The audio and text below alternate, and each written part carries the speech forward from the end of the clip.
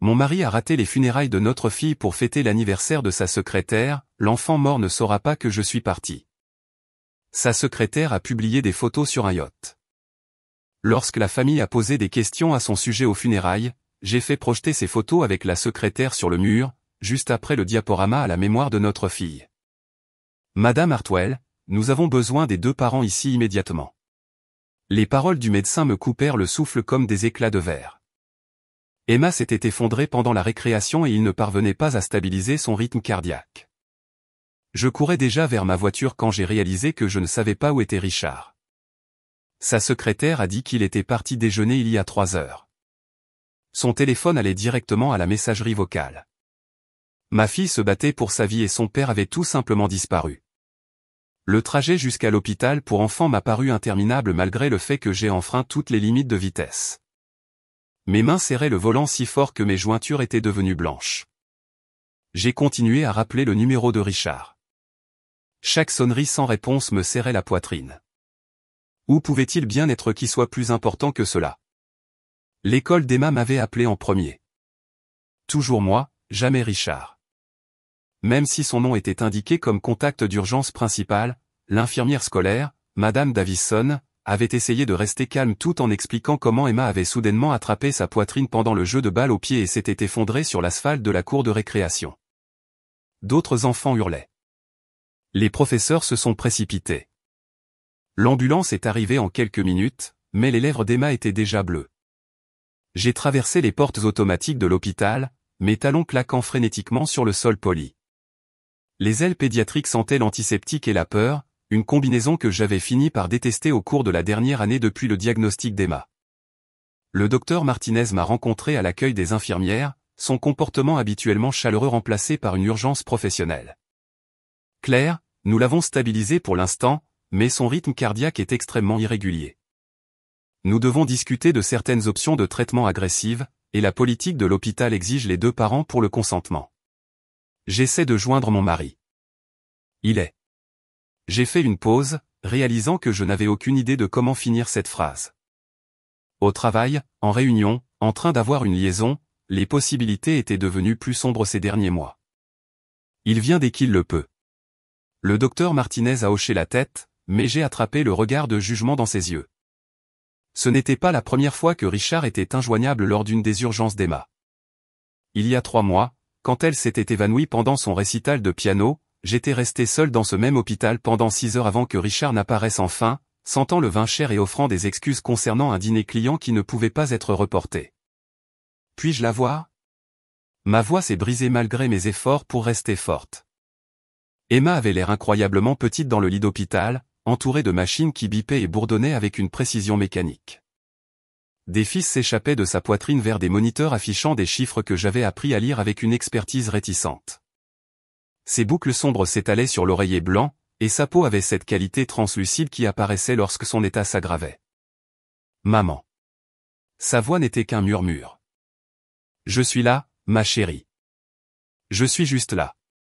J'ai pris sa main, en faisant attention de ne pas déranger le pansement à 4 lignes sur son poignet. Où est papa? J'ai demandé à l'infirmière de l'appeler aussi. La confiance innocente dans sa question a fait se serrer mon estomac. Il arrive, bébé. Tu sais à quel point il est occupé au travail.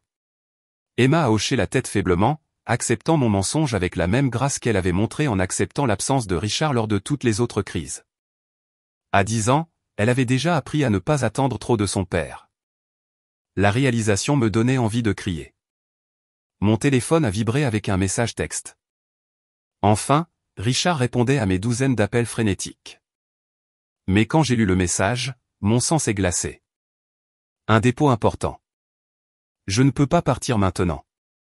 Gère ce que c'est et informe-moi ce soir. Gère ce que c'est. Le cœur de notre fille défaillait et il appelait cela ce que c'est. Je suis entré dans le couloir et j'ai appelé directement son bureau. C'est Claire Hartwell. J'ai besoin de parler à Richard immédiatement. Oh, Madame Hartwell. La secrétaire de Richard, Janet, semblait mal à l'aise. Monsieur Hartwell est parti vers midi pour déjeuner. Il a dit qu'il serait absent pour le reste de l'après-midi, mais il vient de m'envoyer un message disant qu'il est en déposition. Le silence s'est étiré entre nous avant que Janet ne s'éclaircisse la gorge. Je suis désolé, mais il n'y a pas de déposition prévue aujourd'hui. Voulez-vous que je prenne un message? Le mensonge m'a frappé plus fort que l'urgence médicale. Non seulement Richard était indisponible quand Emma avait le plus besoin de lui, mais il me trompait activement sur son wearable. Pendant que notre fille se battait pour chaque battement de cœur, son père était quelque part, vivant une vie secrète. Je suis retourné dans la chambre d'Emma, arborant un sourire qui ressemblait à du verre me coupant le visage. Elle somnolait de manière agitée, sa petite poitrine se soulevant et s'abaissant avec effort. Le moniteur cardiaque montrait des irrégularités qui faisaient froncer les sourcils des infirmières et ajuster les médicaments de plus en plus fréquemment. Madame Hart. Le docteur Martinez est apparu à mes côtés. Nous devons vraiment avancer avec le traitement. L'état d'Emma se détériore et nous ne pouvons plus attendre. Quel type de traitement? Chirurgie d'urgence pour implanter un stimulateur cardiaque temporaire. C'est risqué, mais sans cela. Il n'a pas eu besoin de finir la phrase. J'ai regardé le visage paisible d'Emma, puis les formulaires de consentement que tenait le docteur Martinez. Ma signature autoriserait l'ouverture de la poitrine de ma fille de 10 ans pendant que son père était Dieu sait où. Probablement avec Dieu sait qui traitant sa famille comme un inconvénient. Combien de temps ai-je pour décider? Des minutes, pas des heures. J'ai essayé d'appeler Richard une dernière fois. Le téléphone a sonné 2 fois avant d'aller à la messagerie vocale, ce qui signifie qu'il avait activement refusé mon appel. À l'arrière-plan de son message vocal, j'ai pu entendre le rire d'Emma de Noël dernier, quand elle croyait encore que son papa faisait la pluie et le beau temps. L'ironie était écrasante. Richard s'était toujours fié à son rôle de pourvoyeur, travaillant de longues heures pour nous offrir la meilleure vie possible, la grande maison à Westfield avec l'allée circulaire, l'école privée pour Emma, des vacances dans des endroits dont d'autres familles ne faisaient que rêver. Il nous avait construit une belle vie, mais quelque part en cours de route, il avait oublié de vivre réellement avec nous. Emma a remué, ses yeux battant des paupières. Maman, ma poitrine me fait mal. Je sais, ma chérie. Les médecins vont arranger ça. Papa sera là quand je me réveillerai? J'ai lissé ses cheveux en arrière, choisissant mes mots avec soin. Papa t'aime beaucoup, Emma. Il est juste. Il est juste très occupé à s'occuper de notre famille. Même en disant cela, je me demandais quelle chose pouvait être plus importante que ce moment. Quelle réunion, quel client, quelle urgence pouvait justifier d'abandonner son enfant quand elle avait le plus besoin de vous? J'ai signé les formulaires de consentement d'une main qui tremblait de plus que de peur. Alors qu'ils emmenaient Emma vers la salle d'opération, elle m'a fait un signe de la main avec la confiance d'un enfant qui croyait encore que ses parents la protégeraient toujours. J'ai fait un signe en retour, sachant qu'après aujourd'hui, rien ne serait plus jamais pareil. Richard est finalement arrivé 4 heures plus tard, juste au moment où Emma était déplacée en convalescence. Il a fait irruption par les portes, portant du café et des excuses. Ses cheveux légèrement ébouriffés et sa cravate de travers. Quand il m'a serré dans ses bras, j'ai senti du parfum qui n'était pas le mien sur sa chemise. Comment va-t-elle? Je suis venu dès que j'ai reçu tes messages. Le mensonge lui venait si facilement que je l'ai presque cru moi-même. Presque. Le téléphone de Richard a sonné à 7h23 pendant qu'il se douchait. L'identifiant de l'appelant affichait Sarah Morrison, un nom que je n'avais jamais entendu malgré le fait de connaître tous les collègues, clients et contacts de la vie professionnelle de mon mari. Quelque chose dans leur matinale semblait intime, les appels professionnels personnels n'avaient pas lieu avant 8 heures, à moins qu'il ne s'agisse d'urgence. J'ai répondu sans réfléchir. Bonjour, magnifique. Prête pour notre réservation de dîner ce soir? La voix de la femme portait une chaleur qui a fait chuter mon estomac. Elle parlait avec la confiance décontractée de quelqu'un qui avait déjà passé cet appel d'innombrables fois. Je suis désolé. Qui est-ce? Le silence s'est étiré entre nous avant qu'elle ne s'éclaircisse la gorge. Oh, est-ce que Richard est disponible? C'est sa femme. Qui êtes-vous? La ligne est morte. Quand Richard est sorti de la salle de bain, une serviette enroulée autour de sa taille. Je lui ai tendu son téléphone. Sarah Morrison a appelé. Elle semblait penser que vous aviez des projets pour le dîner ce soir. Son visage est resté parfaitement calme, mais j'ai attrapé la pose microscopique avant qu'il ne sourit. Sarah est parajuriste au bureau du centre-ville.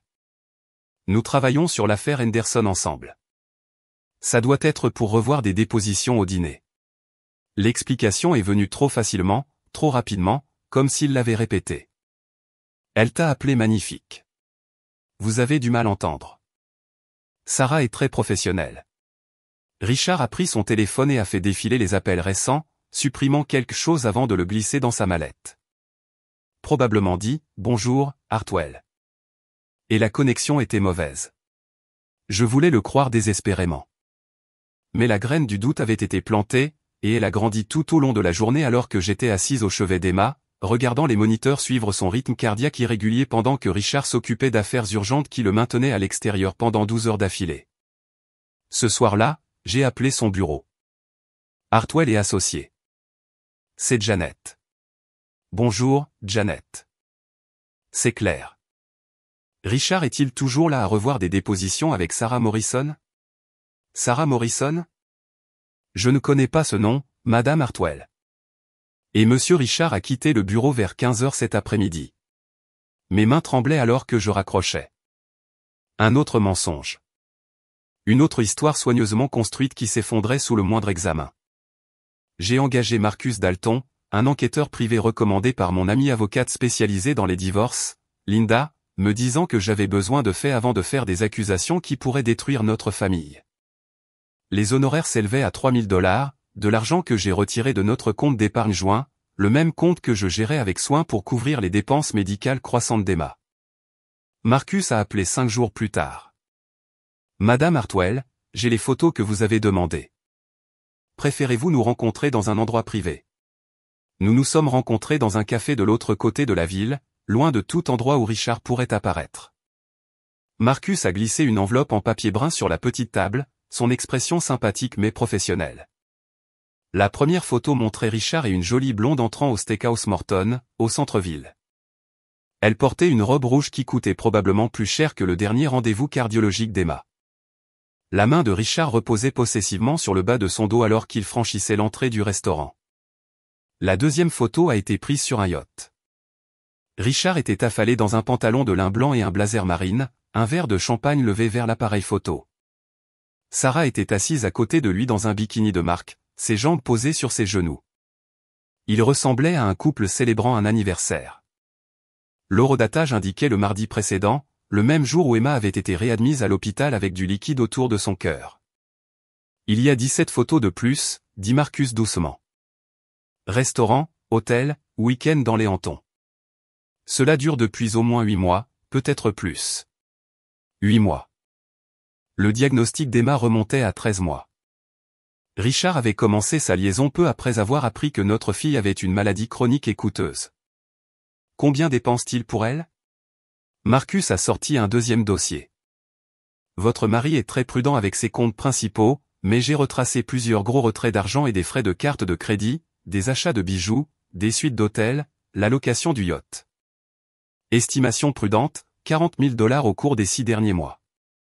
$40 000. J'avais découpé des coupons et acheté des épiceries génériques, m'inquiétant des franchises et des copaiements pendant que Richard dépensait suffisamment d'argent pour couvrir les soins d'Emma pendant une année entière pour le divertissement de sa petite amie. Il y a autre chose, continua Marcus. Les photos du yacht ont été publiées sur les réseaux sociaux de Sarah. Elles documentent assez largement leur relation en ligne. Il m'a montré le compte Instagram de Sarah sur son téléphone. Photo après photo de dîners romantiques, de escapades de week-end, de cadeaux coûteux. Sur une photo, elle portait des boucles d'oreilles en diamant tout en trinquant avec du champagne. La légende disait, quand il te gâte juste parce que c'est mercredi. Les boucles d'oreilles étaient identiques à celles que j'avais admirées dans la vitrine d'une bijouterie il y a 6 mois. Richard avait dit qu'elles étaient trop chères, que nous devions être plus prudents avec l'argent étant donné la situation médicale d'Emma. Ce soir-là, j'ai attendu que Richard s'endorme avant de fouiller dans son bureau à domicile. Il gardait tout méticuleusement organisé, les dossiers juridiques classés par ordre alphabétique, les documents financiers triés par date. J'ai trouvé son enregistreur numérique caché derrière une rangée de revues juridiques, probablement oublié après une réunion client. J'ai appuyé sur play sur l'enregistrement le plus récent. La voix de Richard a rempli le bureau silencieux. Je te jure, Sarah, parfois je pense que toute cette situation est une punition pour quelque chose. Les factures médicales d'Emma nous saignent à blanc, et Claire agit comme si je devais être reconnaissant d'avoir un enfant malade. Ce doit être si difficile pour toi, bébé. La voix de Sarah était douce, pleine de sympathie. Tu sais quelle est la pire partie? J'ai toujours voulu un fils. Quelqu'un à qui je pourrais apprendre à lancer une balle, emmener à des matchs de baseball. Au lieu de ça, je me suis retrouvé avec une fille qui peut à peine monter les escaliers sans s'évanouir. Et maintenant, elle va nous coûter tout. Elle a de la chance de t'avoir comme père. Chanceuse? Je l'appelle le fardeau pour lequel je ne me suis pas inscrite, derrière le dos de Claire. Ça semble terrible, mais c'est vrai. J'ai épousé Claire en pensant que nous aurions une famille normale. 2 enfants, peut-être 3 enfants en bonne santé qui perpétueraient le nom de famille. Au lieu de cela, je passe mes meilleures années à gagner de l'argent pour des cardiologues et des médicaments pour un gamin qui ne fêtera peut-être même pas ses 18 ans. J'ai arrêté l'enregistrement, mes mains tremblant si violemment que je pouvais à peine appuyer sur le bouton. L'homme que j'avais épousé, le père auquel j'avais cru qu'il aimait notre fille inconditionnellement, avait réduit Emma à un fardeau financier et une déception génétique. Emma, qui pratiquait des morceaux de piano qu'elle pensait rendre papa fier.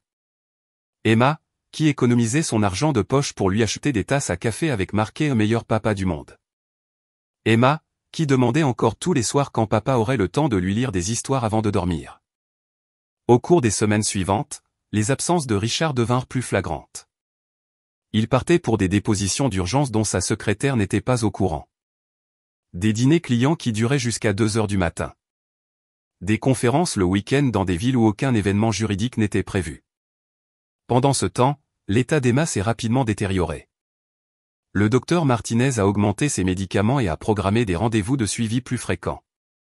L'assistante sociale de l'hôpital a commencé à visiter notre chambre, demandant subtilement pourquoi le père d'Emma n'apparaissait jamais lors de ses séjours.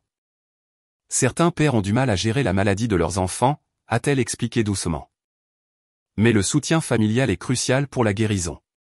J'ai hoché la tête et j'ai trouvé des excuses, protégeant la réputation de Richard même s'il détruisait notre famille de l'intérieur. Emma n'a plus jamais demandé directement où était papa. Mais je l'ai vu regarder la porte pendant les heures de visite, l'espoir brillant dans ses yeux à chaque fois que des pas approchaient. Lorsque ces pas appartenaient à des infirmières ou à des familles d'autres patients, son expression s'atténuait légèrement avant qu'elle ne force un autre sourire courageux. La nuit avant la mort d'Emma, elle m'a regardé droit dans les yeux avec des yeux trop sages pour une enfant de 10 ans.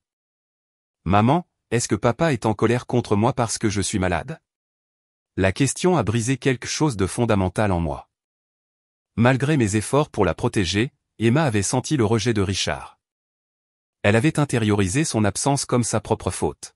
« Non, ma chérie. Papa t'aime beaucoup. Il est juste. Il est juste très occupé. Mais je ne pouvais pas finir le mensonge. Plus maintenant. Emma est morte à 3h47 du matin un mardi. J'ai tenu sa main pendant que son moniteur cardiaque se stabilisait, écoutant le bip mécanique qui signifiait que mon monde avait pris fin.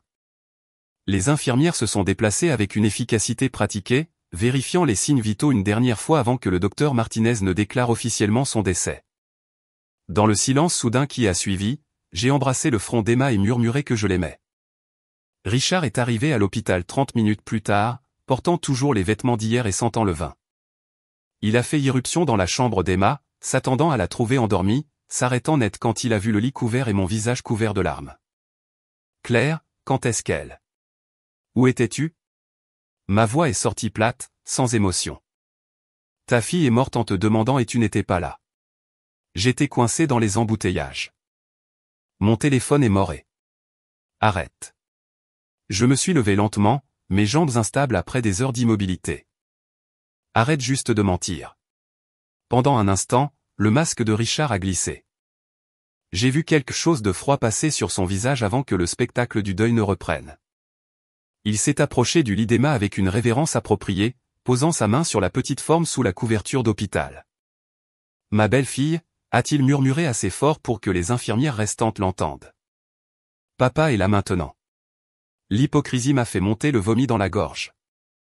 Les mots se sont rapidement répandus dans notre cercle social. À midi, notre maison s'est remplie de visiteurs portant des casseroles et des condoléances. Richard s'est transformé en père en deuil parfait, acceptant les câlins et partageant des souvenirs avec quiconque voulait écouter.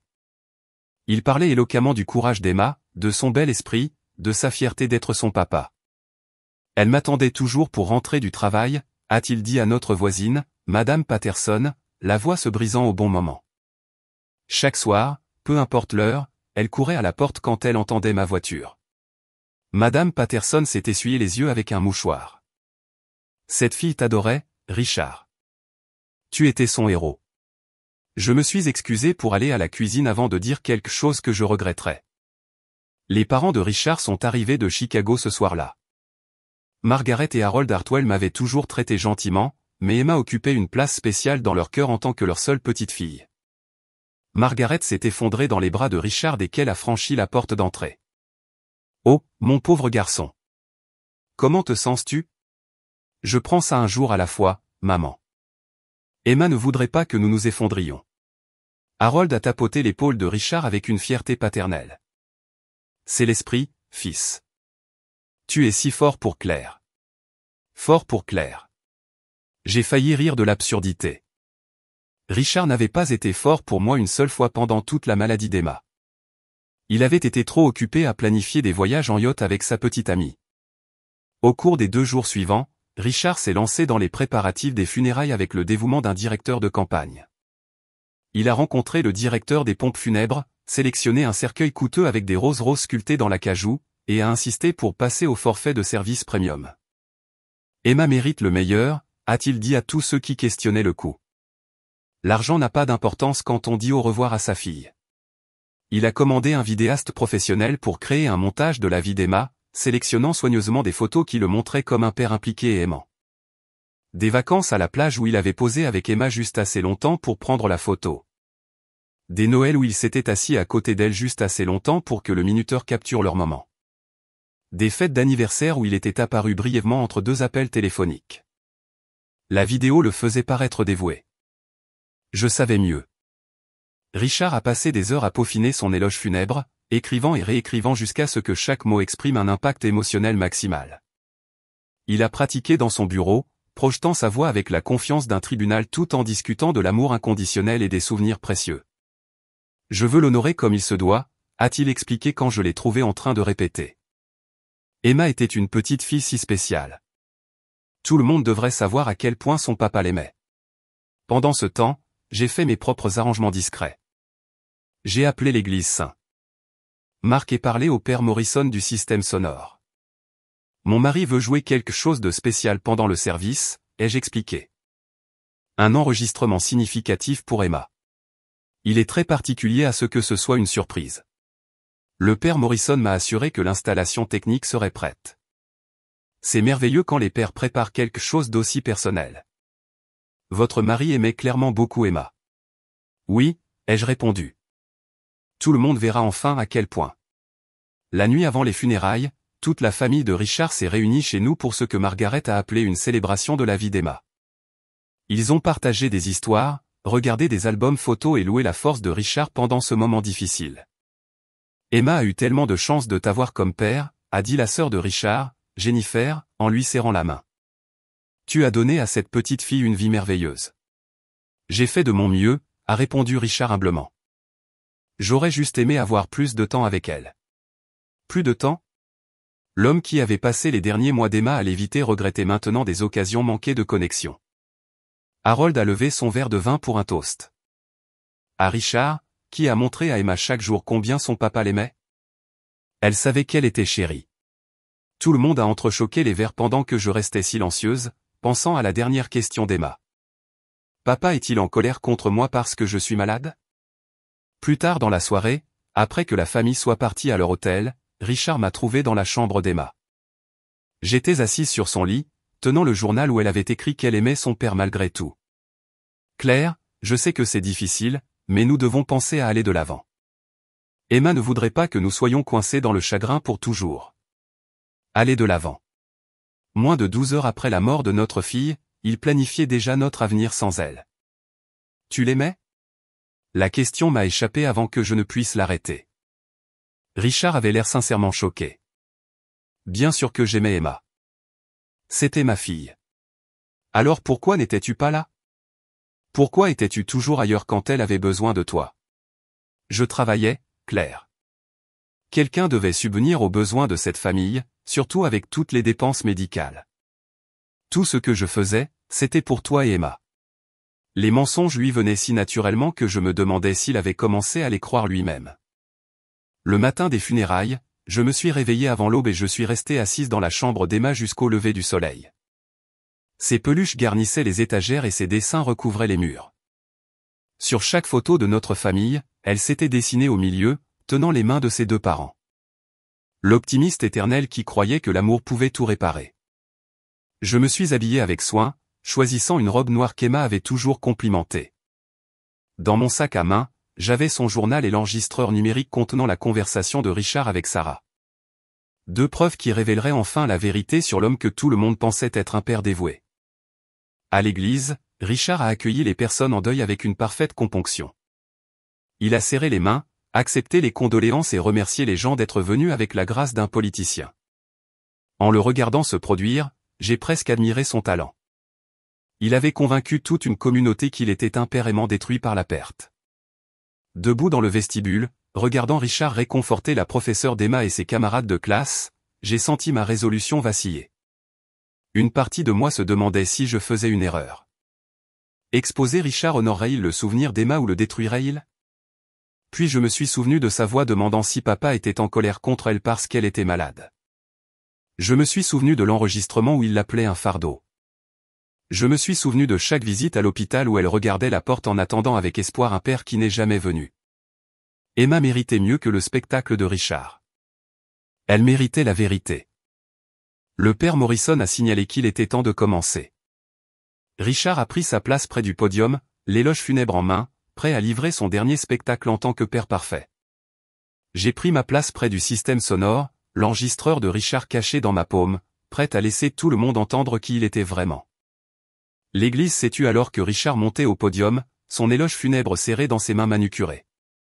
200 personnes en deuil étaient assises de manière expectative dans des bancs en bois, mouchoirs prêts, cœurs préparés à être émus par l'hommage d'un père à sa fille bien-aimée. La lumière du matin filtrait à travers les vitraux, projetant des motifs colorés sur le cercueil blanc d'Emma orné de roses roses. Amis, famille, collègues bien-aimés, a commencé Richard, sa voix portant la résonance maîtrisée d'innombrables présentations de tribunal. Nous nous réunissons aujourd'hui pour célébrer la belle vie de ma précieuse fille, Emma Claire Hartwell. Il a fait une pause pour les faits, laissant l'émotion craquer sa voix juste assez pour sembler authentique. Je l'ai regardé du premier rang alors qu'il regardait avec amour la photo d'Emma exposée à côté du cercueil. Une photo d'école où elle souriait avec l'innocence d'une brèche. Emma m'a appris ce que signifie vraiment l'amour inconditionnel, continua Richard. Chaque jour avec elle était un cadeau. Les histoires du coucher que nous partagions. La façon dont elle courait pour me saluer quand je rentrais du travail. Son enthousiasme quand nous passions du temps père-fille ensemble. Mon estomac s'est retourné. Richard n'avait jamais lu une histoire du soir à Emma de sa vie. Elle avait arrêté de courir pour le saluer il y a des mois quand ses rejets étaient devenus trop douloureux. Leur moment père-fille consistait à ce qu'il vérifie son téléphone pendant qu'elle essayait désespérément d'attirer son attention. En tant que père, j'ai eu la chance de témoigner de son courage face à la maladie. Emma ne s'est jamais plainte, ne s'est jamais demandé pourquoi cela lui arrivait. Elle s'est simplement concentrée sur la vie avec joie. Et je me suis levé. Le mouvement a attiré l'attention de Richard en plein milieu de sa phrase. Il m'a regardé d'un air interrogateur, probablement en supposant que j'étais trop accablé par le chagrin pour rester assise. Plusieurs personnes en deuil se sont tournées pour m'offrir des regards sympathiques. Avant que Richard ne continue, ai-je dit, ma voix portant clairement à travers l'acoustique de l'église. Il a enregistré quelque chose de spécial pour Emma qu'il aimerait que vous entendiez tous. Le visage de Richard est devenu complètement blanc. Le sang s'est retiré si vite que j'ai pensé qu'il allait s'évanouir.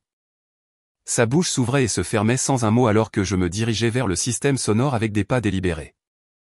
Claire, qu'est-ce que tu... Tu voulais que tout le monde sache à quel point tu aimais Emma. Je l'ai interrompu, sortant l'enregistreur numérique de mon sac à main. Cela leur montrera exactement ce que tu ressentais pour notre fille. Ne fais pas ça. Le mot est sorti comme un murmure, mais dans le silence de l'église, tout le monde l'a entendu. J'ai connecté l'enregistreur au système sonore. Le père Morrison avait l'air confus mais n'est pas intervenu. Supposant que cela faisait partie du service prévu, Richard a serré les bords du podium, ses jointures devenant blanches. J'ai appuyé sur play. La voix de Richard a rempli l'espace sacré avec une clarté cristalline. Je te jure, Sarah, parfois je pense que toute cette situation est une punition pour quelque chose. Les factures médicales d'Emma nous saignent à blanc, et Claire agit comme si je devais être reconnaissant d'avoir un enfant malade. La prise d'air collective de la congrégation était audible. Les têtes se tournèrent vers Richard, puis vers moi, traitant ce qu'ils entendaient. La main de Margaret Hartwell vola à sa bouche d'horreur. La voix de Sarah a répondu à travers les haut-parleurs. Ce doit être si difficile pour toi, bébé. Tu sais quelle est la pire partie? J'ai toujours voulu un fils, quelqu'un à qui je pourrais apprendre à lancer une balle, emmener à des matchs de baseball. Au lieu de ça, je me suis retrouvé avec une fille qui peut à peine monter les escaliers sans s'évanouir. Et maintenant, elle va nous coûter tout. Une femme au 3e rang a halté de manière audible. Le partenaire juridique de Richard, James Mitchell, le regardait avec un choc non dissimulé. La professeure d'Emma, Madame Rodriguez, se couvrait le visage avec ses mains. Elle a de la chance de t'avoir comme père. La voix de Sarah continua. Chanceuse? Je l'appelle le fardeau pour lequel je ne me suis pas inscrite, derrière le dos de Claire. Ça semble terrible, mais c'est vrai. J'ai épousé Claire en pensant que nous aurions une famille normale. 2 enfants, peut-être 3 enfants en bonne santé qui perpétueraient le nom de famille. Au lieu de cela, je passe mes meilleures années à gagner de l'argent pour des cardiologues et des médicaments pour un gamin qui ne fêtera peut-être même pas ses 18 ans. Le silence qui suivit fut assourdissant. Richard se tenait figé au podium, son éloge funèbre oublié, son visage livide. Margaret Hartwell commença à pleurer, pas des larmes de chagrin, mais des larmes de honte et d'incrédulité. Je me suis dirigé vers le podium où Richard se tenait paralysé et j'ai placé le journal d'Emma dans ses mains tremblantes. L'ouvrant à la page que j'avais marquée d'un ruban rose. Lis-le, dis-je doucement, mais ma voix portait à travers le microphone du système sonore. Les mains de Richard tremblaient si violemment qu'il pouvait à peine tenir le petit livre. Il a regardé l'écriture soignée d'Emma et a commencé à lire à voix haute, sa voix se brisant. Mon papa est le meilleur papa du monde, et je l'aime tellement. Même s'il est toujours occupé au travail et passe peu de temps avec moi, je pense toujours qu'il est le meilleur. Je sais qu'il travaille dur pour prendre soin de maman et de moi. Parfois, j'aimerais qu'il puisse venir à mon récital de danse ou me lire des histoires comme les autres papas, mais je comprends qu'il a des choses importantes à faire. J'espère qu'un jour, quand j'irai mieux, nous passerons plus de temps ensemble. Je t'aime, papa. La date en haut de l'entrée était 3 semaines avant la mort d'Emma. Le frère de Richard, David, s'est levé brusquement, son visage tordu de dégoût. Il est sorti de l'église sans un mot, ses pas résonnant dans le silence. Sa femme, Jennifer, l'a suivi, secouant la tête et essuyant des larmes. Margaret Hartwell a finalement trouvé sa voix. Richard, comment as-tu pu? Harold Hartwell était assis, impassible, regardant son fils avec le regard d'un homme qui ne reconnaissait plus son propre enfant. 38 ans, a-t-il dit doucement. 38 ans que je suis fier de t'appeler mon fils. Les camarades de classe d'Emma murmuraient entre eux, trop jeunes pour tout comprendre, mais assez vieux pour savoir que quelque chose de terrible était arrivé. Leurs parents les rassemblaient plus près, les instincts protecteurs activés par la révélation de la cruauté de Richard. Le docteur Martinez s'est levé de son siège vers le fond. Madame Hartwell, a-t-il dit, s'approchant de moi avec des larmes dans les yeux. Je suis tellement désolé. Je n'avais aucune idée de ce que vous traversiez seul. D'autres parents de l'école d'Emma m'ont entouré d'étreintes. Des femmes qui s'étaient demandé pourquoi Richard n'assistait jamais aux événements scolaires. Des hommes qui avaient remis en question son absence lors des activités père-fille. Tous comprenant enfin la vérité. Je savais que quelque chose n'allait pas, a murmuré Tom Patterson, dont la fille était la meilleure amie d'Emma. Emma trouvait toujours des excuses pour expliquer pourquoi son père ne pouvait pas venir aux choses. Richard a essayé de parler. Vous ne comprenez pas. Nous comprenons parfaitement, a interrompu le père Morrison, son tempérament habituellement doux remplacé par un jugement froid. Je pense que vous devriez partir.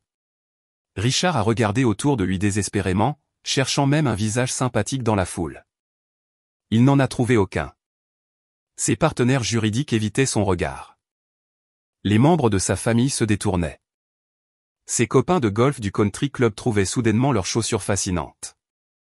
Claire, s'il te plaît, laisse-moi expliquer. Il n'y a rien à expliquer, ai-je dit, prenant le microphone. Tout le monde a entendu exactement qui tu es. Richard est descendu du podium, son cher costume froissé, ses cheveux parfaits en désordre. Il s'est dirigé vers la sortie comme un homme marchant dans du sable mouvant, chaque pas plus lourd que le précédent. Aux portes de l'église, il s'est retourné une dernière fois. Emma était aussi ma fille. Non, ai-je répondu, ma voix stable malgré les larmes qui coulaient sur mes joues. Emma méritait un père. Tu étais juste l'homme qui a aidé à la créer. Les lourdes portes en bois se sont fermées derrière lui avec un bruit sourd et résonnant. Je suis retourné au podium, regardant la congrégation de personnes qui avaient vraiment aimé Emma. Emma voudrait que nous nous souvenions d'elle avec joie, pas avec colère. Laissez-moi vous parler de la vraie Emma, la petite fille courageuse et aimante qui voyait la beauté en tout, même quand son monde était rempli de douleur. Pendant les 20 prochaines minutes, j'ai partagé des histoires sur la vie réelle d'Emma. Sa détermination à continuer à danser même lorsque sa maladie cardiaque rendait cela difficile. La façon dont elle a lié amitié avec chaque enfant dans l'aile pédiatrique de l'hôpital. Comment elle économisait son argent de poche pour acheter des cadeaux pour les autres. Son rire contagieux pendant nos soirées cinéma quand Richard travaillait tard. La congrégation a écouté avec une émotion sincère, entendant enfin parler de la vraie Emma au lieu de la version fabriquée par Richard. Ils ont ri des histoires de ses méfaits, ont pleuré des exemples de sa gentillesse, et ont célébré l'esprit remarquable d'une petite fille qui a touché leur vie. C'étaient les funérailles qu'Emma méritait, honnêtes, authentiques, et remplies d'amour véritable plutôt que de chagrin simulé. La réception qui a suivi les funérailles d'Emma a eu lieu chez nous.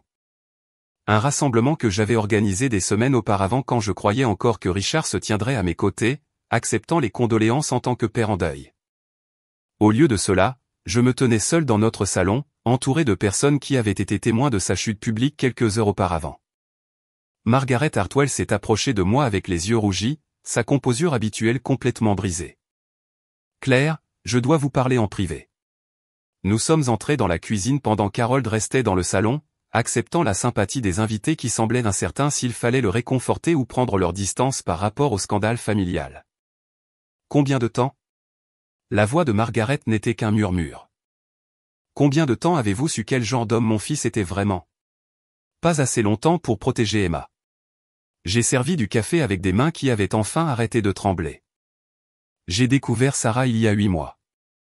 L'enregistrement. Je n'ai découvert cela que quelques semaines avant la mort d'Emma. Margaret s'est couvert le visage avec ses mains. 38 ans que je suis fier de ce garçon. 38 ans à me vanter auprès de mes amis de mon fils prospère et dévoué. Comment ai-je élevé quelqu'un capable d'une telle cruauté ? Vous n'avez pas élevé cet homme, Margaret. Richard a choisi de le devenir. Elle leva les yeux vers moi avec des yeux qui contenaient la douleur d'une mère. Emma l'aimait tellement. Elle me montrait ses dessins de leur famille, me racontait des histoires sur l'attente que papa rentre à la maison.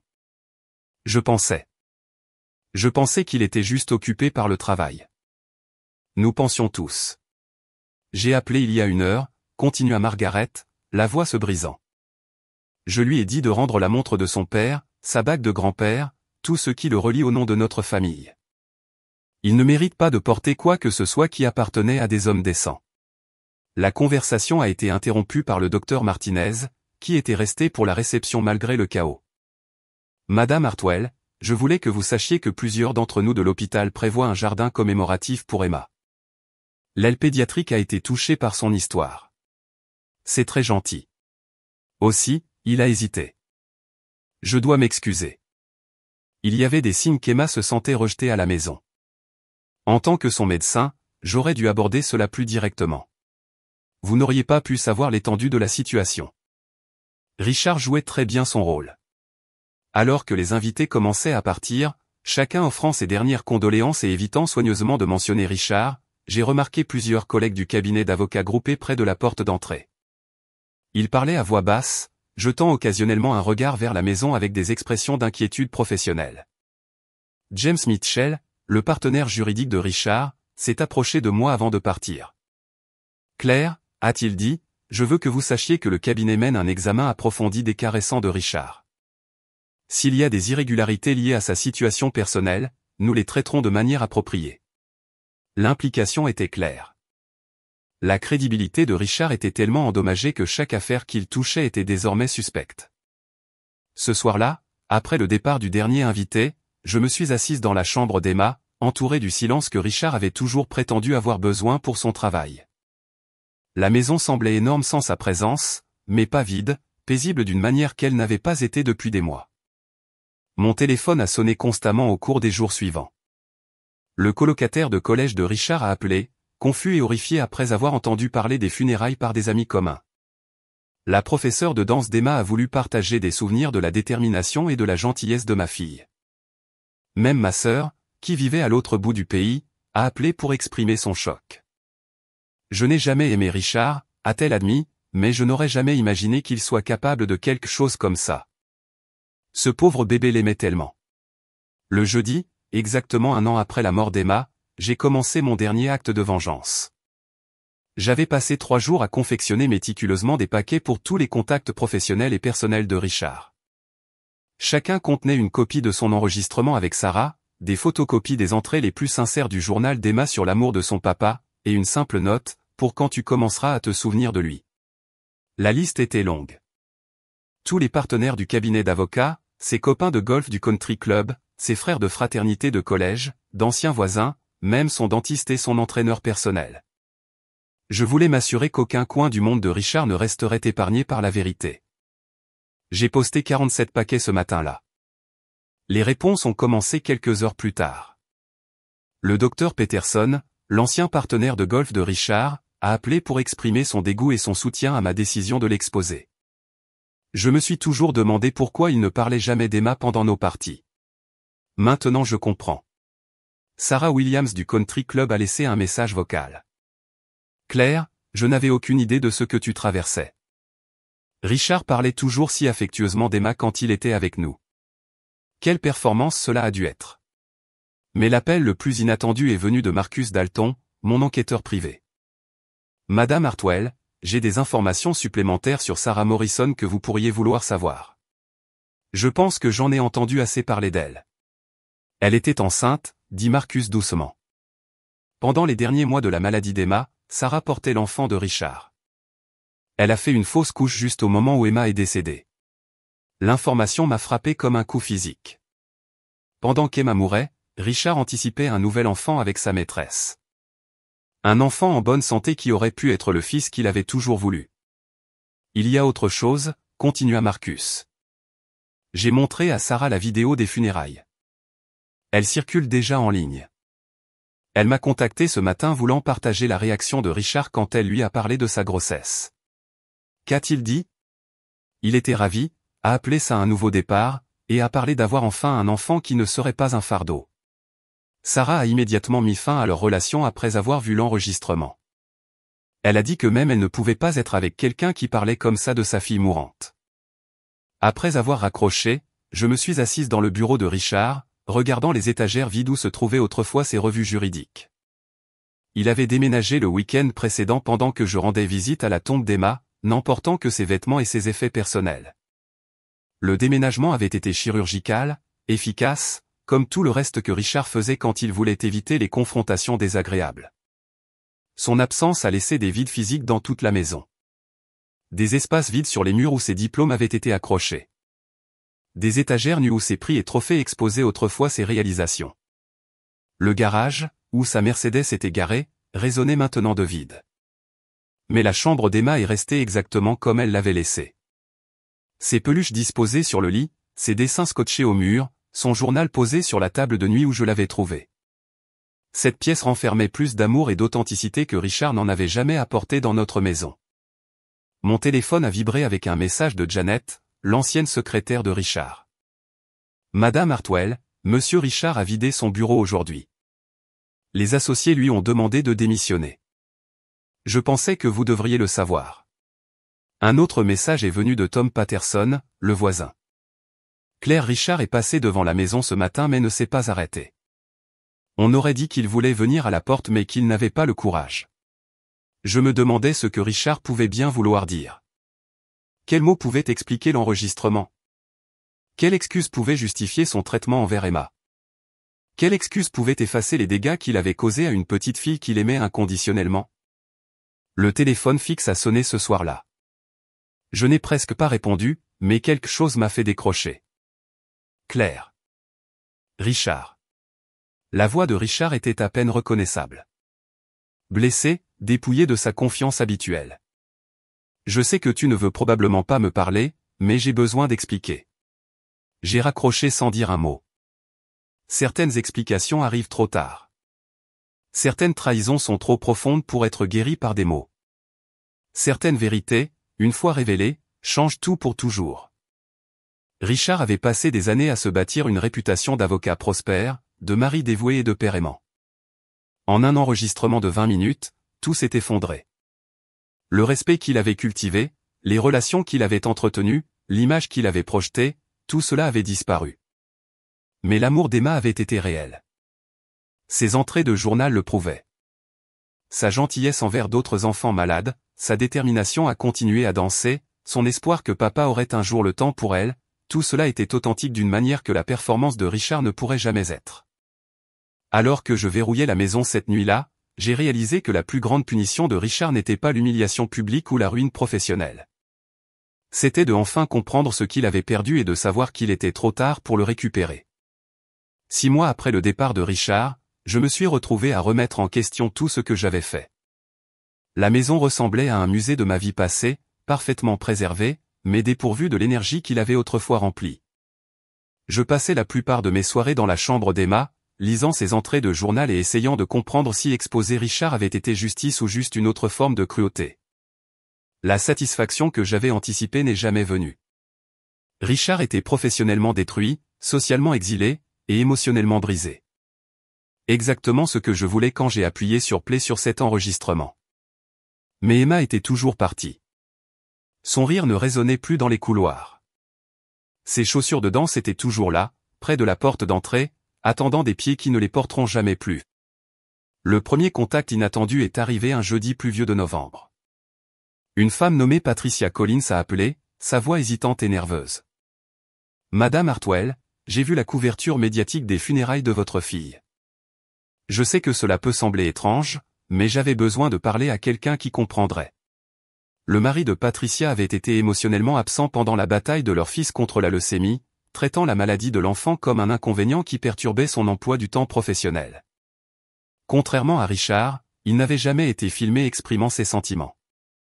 Mais Patricia reconnaissait le schéma de froideur, la priorisation de tout sauf de l'enfant malade qui avait le plus besoin de lui. Je trouve des excuses pour lui depuis 3 ans, a-t-elle confié, me disant qu'il vit son deuil différemment, qu'il montre son amour en pourvoyant financièrement. Mais après avoir entendu parler d'Emma, j'ai réalisé que je protégeais un homme qui voit notre fils comme un fardeau. L'appel a duré 2 heures. À la fin, Patricia avait décidé de divorcer. D'autres appels ont suivi. Des femmes de tout le pays qui avaient lu l'histoire d'Emma en ligne. Des mères qui avaient vu leur mari abandonner émotionnellement leurs enfants malades. Des épouses qui avaient couvert des hommes qui ne pouvaient pas aimer inconditionnellement lorsque cet amour était mis à l'épreuve par de réelles difficultés. L'histoire d'Emma était devenue quelque chose de plus grand que ma vengeance personnelle. Elle avait ouvert des conversations sur la négligence émotionnelle que les familles avaient cachée derrière des portes closes pendant des générations. Un groupe de soutien s'est formé, se réunissant chaque mois dans notre centre communautaire local. Nous l'avons appelé le Cercle d'Emma, un espace sûr pour les parents aux prises avec des partenaires qui ne pouvaient pas gérer la réalité des enfants imparfaits. Le docteur Sarah, une thérapeute familiale qui avait perdu sa propre fille au cancer, a commencé à assister à nos réunions. Ce qui est arrivé à Emma représente un type d'abus qui est rarement discuté, a-t-elle expliqué lors d'une séance. L'abandon émotionnel des enfants malades par des parents qui ne peuvent accepter que la perfection. Je suis devenu une défenseur accidentelle, intervenant lors de conférences médicales sur la reconnaissance des signes de négligence émotionnelle parentale dans les milieux pédiatriques. Les extraits du journal d'Emma ont été partagés avec les assistants sociaux de l'hôpital, les aidant à identifier les familles où un parent s'était retiré émotionnellement tandis que l'autre portait tout le fardeau seul. Par le biais d'amis communs, j'ai appris des fragments de la nouvelle réalité de Richard. il avait trouvé un emploi dans une clinique d'aide juridique au centre-ville représentant des clients qui ne pouvaient pas se permettre une meilleure représentation. Le travail payait une fraction de son ancien salaire, mais c'était le seul poste disponible pour un avocat dont la réputation avait été complètement détruite. Linda Peterson, dont le mari jouait parfois au golf avec les anciens collègues de Richard, me tenait au courant lors de nos rencontres autour d'un café. Il a perdu 30 livres, a-t-elle rapporté, vit dans un studio près de la clinique. Les gens disent qu'il parle à peine maintenant, il fait juste son travail et rentre chez lui. Le country club avait révoqué son adhésion après que plusieurs familles se soient plaintes de se sentir mal à l'aise autour de lui. Son alma mater a retiré son nom d'un fonds de bourse qu'il avait créé des années auparavant. Le barreau local a lancé une enquête d'éthique qui, bien qu'elle n'ait trouvé aucune violation légale, a davantage endommagé sa réputation professionnelle. Tom l'a vu à l'épicerie la semaine dernière, continua Linda. Il a dit. Richard avait l'air de ne pas voir les gens qu'il connaissait depuis des années. Apparemment, il est devenu un fantôme de lui-même. Une partie de moi s'est sentie vengée en entendant ces rapports. Richard subissait des conséquences proportionnelles à sa cruauté envers Emma, mais une autre partie, une partie qui m'a surprise, ne ressentait rien du tout. Sa souffrance ne pouvait pas rétablir la relation père-fille qu'Emma avait méritée. Son isolement ne pouvait effacer les nuits où elle avait attendu à la fenêtre qu'il rentre à la maison. Pour le 2e anniversaire d'Emma après sa mort, j'ai rendu visite à sa tombe pour la première fois sans la colère qui brûlait dans ma poitrine. Le jardin commémoratif que l'hôpital avait créé était florissant, des roses roses et des marguerites blanches entourant une petite plaque de bronze avec le nom d'Emma et l'inscription « Elle nous a appris que l'amour ne compte pas de conditions ». Je lui ai apporté son journal et j'ai lu plusieurs entrées à voix haute, me concentrant sur les moments de joie qu'elle avait trouvés malgré la froideur de Richard. Son enthousiasme à apprendre un nouveau pas de danse. Son amitié avec d'autres enfants de l'hôpital.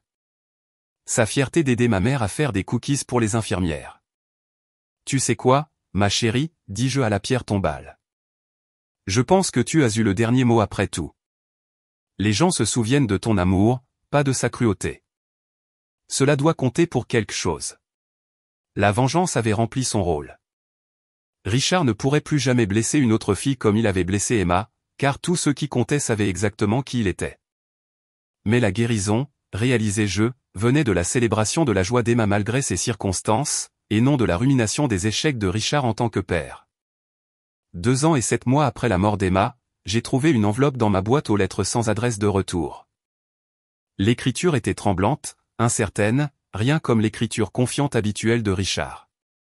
J'ai failli la jeter sans l'ouvrir. La lettre était écrite sur du papier à cahier simple, le genre que les étudiants utilisent pour les devoirs. Les mots de Richard étaient prudents, mesurés, comme s'il avait écrit et réécrit chaque phrase plusieurs fois. Claire, commençait-elle, je sais que je n'ai pas le droit de vous contacter, et je n'attends pas de réponse. Aujourd'hui marque 3 ans depuis la mort d'Emma, et je ne peux pas laisser passer cet anniversaire sans reconnaître ce que j'ai perdu par ma propre cécité et mon égoïsme. Je fais des cauchemars où Emma demande pourquoi je ne l'ai pas aimée comme elle le méritait. Dans ses rêves, elle tient le journal que tu m'as fait lire à ses funérailles, pointant les mots où elle m'appelait le meilleur papa du monde. Je me réveille chaque nuit sachant que j'étais le pire. L'enregistrement joue dans ma tête constamment. Ma propre voix l'appelant un fardeau résonne dans chaque moment de silence. Je m'entends exprimer ma déception qu'elle ne soit pas le fils que je voulais. Et je comprends maintenant que j'ai jeté quelque chose de précieux parce qu'il ne correspondait pas à mes attentes égoïstes. Je ne demande pas pardon parce que je sais qu'il est impossible. Je ne demande pas de compréhension parce que mes actions étaient impardonnables. Je vous écris pour vous remercier de m'avoir montré la vérité sur moi-même, même si cela a détruit tout ce que je pensais être. Emma méritait mieux que moi. Elle méritait un père qui célébrait son courage, sa gentillesse, son bel esprit. Au lieu de cela, elle a eu un homme trop égoïste pour voir au-delà de ses propres déceptions. J'ai quitté mon emploi et mon appartement. Je ne peux pas fuir ce que j'ai fait, mais je ne peux pas continuer à vivre dans une communauté où tout le monde connaît la vérité sur la façon dont j'ai échoué ma fille. C'est mon dernier jour en ville. Merci d'avoir protégé la mémoire d'Emma. Merci de vous être assuré que le monde sache qui elle était vraiment. Pas le fardeau que je la considérais, mais la bénédiction que j'étais trop aveugle pour reconnaître. J'espère qu'un jour vous pourrez trouver la paix. Vous méritiez un partenaire qui se serait tenu à vos côtés pendant la maladie d'Emma au lieu de courir vers une autre femme. Emma méritait un père qui aurait chéri chaque moment avec elle au lieu de compter le coût de ses soins. Je ne peux pas annuler ce que j'ai fait, mais je peux disparaître pour que vous n'ayez plus jamais à affronter de rappel de mes échecs. Prenez soin de vous, Claire. Emma le voudrait. Il n'y avait pas de signature, pas d'adresse de retour, aucun moyen de répondre, même si j'en avais eu envie. Je me suis assise dans la chambre d'Emma tenant la lettre et ne ressentant rien d'autre qu'un vide profond. Pas de satisfaction à l'exil apparent de Richard. Pas de pardon pour sa reconnaissance de mes faits. Juste la reconnaissance silencieuse que certains dommages transcendent toute tentative de rédemption. La lettre n'a rien changé. Emma était toujours partie. Les années de négligence émotionnelle qu'elle avait subies ne pouvaient être effacées par la compréhension tardive de Richard. Mais peut-être a-t-elle confirmé que la vérité a des conséquences qui s'étendent bien au-delà du moment de sa révélation. J'ai plié la lettre et l'ai mise dans le journal d'Emma entre des pages où elle avait écrit qu'elle aimait son papa malgré tout. Non pas parce que Richard méritait cette proximité avec ses mots, mais parce que l'histoire complète, y compris sa fin tragique, appartenait ensemble. Dehors, par la fenêtre d'Emma, le soleil se couchait sur une autre journée sans son rire. Mais sa chambre restait remplie de preuves d'une vie vécue avec une grâce remarquable malgré le fait d'être mal aimée par quelqu'un qui aurait dû la chérir. C'était, j'ai réalisé, une victoire suffisante. L'amour d'Emma a survécu à tous les mensonges, toutes les trahisons, tous les moments de rejet. Son histoire nous rappelle que la vérité trouve toujours sa lumière. Quelle partie du parcours de Claire vous a le plus touché le cœur ? Partagez vos réflexions ci-dessous. Et si l'histoire d'Emma vous a ému, veuillez aimer et vous abonner. Parfois, les plus petites voix portent les messages les plus puissants.